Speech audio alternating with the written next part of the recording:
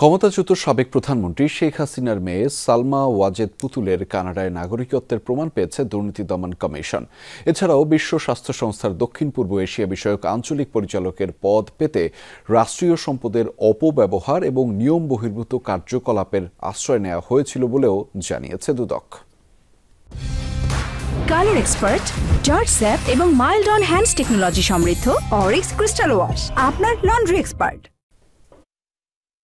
মা শেখ হাসিনা যখন প্রধানমন্ত্রী তখন যৌক্তিক কারণ ছাড়াই বিভিন্ন রাষ্ট্রীয় সফরসঙ্গী করা হতো পুতুলকে। সেসবে তার যাওয়ার প্রাসঙ্গিকতা সংক্রান্ত তথ্য যথাযথ ছিল না বলছে দুদক। এছাড়াও পাওয়া গেছে পুতুলের কানাডায় নাগরিকত্বের প্রমাণ, জানান দুদক মহাপরিচালক। রাষ্ট্রের হয়ে যখন কোনো সরকারি দায়িত্ব পালন করবেন, আপনি কিন্তু বাংলাদেশের পক্ষেই কিন্তু আপনি ডব্লিউএইচওর প্রতিনিধি হিসাবে দায়িত্ব পালন করছেন। বাংলাদেশের নাগরিক হিসাবে করা এবং দ্বৈত নাগরিকত্ব ক্ষেত্রে এগুলি নির্দিষ্ট নীতিমালা রয়েছে এবং অনুসন্ধান দল সেই বিষয়গুলো দেখছেন। পুতুলের বিরুদ্ধে আরেক অভিযোগ সূচনা ফাউন্ডেশন নিয়ে। 2014 সালে অটিস্টিক শিশুদের মান উন্নয়নে পুতুলের নেতৃত্বে করা হয় এ ফাউন্ডেশন। সরকারি অনুদানের পাশাপাশি সামাজিক ও রাজনৈতিক সংগঠনের পক্ষ থেকে সেখানে অর্থ জমা হতো। দুদক জানায়, জাতীয় রাজস্ব বোর্ডের উপর ক্ষমতার প্রভাব খাটিয়ে ওই ফাউন্ডেশনকে করমুক্ত করা হয়েছিল। জোর করে ফাউন্ডেশনের নামে আদায় করা হতো উপঢৌকন। আমাদের অনুসন্ধান দল দেখছেন সূচনা ফাউন্ডেশন, দ্বৈত নাগরিকত্ব, সবগুলো বিষয়ে আমাদের অনুসন্ধান দল কাজ করছেন এগুলি নিয়ে এবং এগুলিও প্রাপ্তি সাপেক্ষে এগুলি পর্যালোচনা করবেন।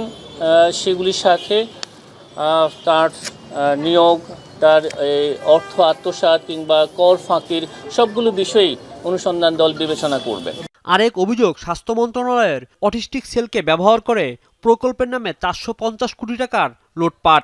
এসব অভিযোগ খতিয়ে দেখছে দুদক। মহাপরিচালক জানান, পূর্বাচলের প্লট জালিয়াতির মামলায় পুতুলকে দেশে ফেরানোর উদ্যোগ নেবে কমিশন। তিনি দেশের বাইরে আছেন, সুতরাং তাকে দেশে ফেরত আনার বিষয়ে কি কি কার্যক্রম গ্রহণ করা যেতে পারে সেই সবগুলো বিষয়ে আমাদের অনুসন্ধান দল বিবেচনা করবেন।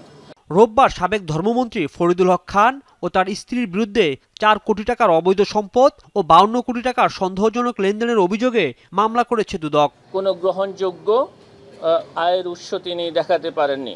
রাজীব আহমেদ, যমুনা নিউজ, ঢাকা।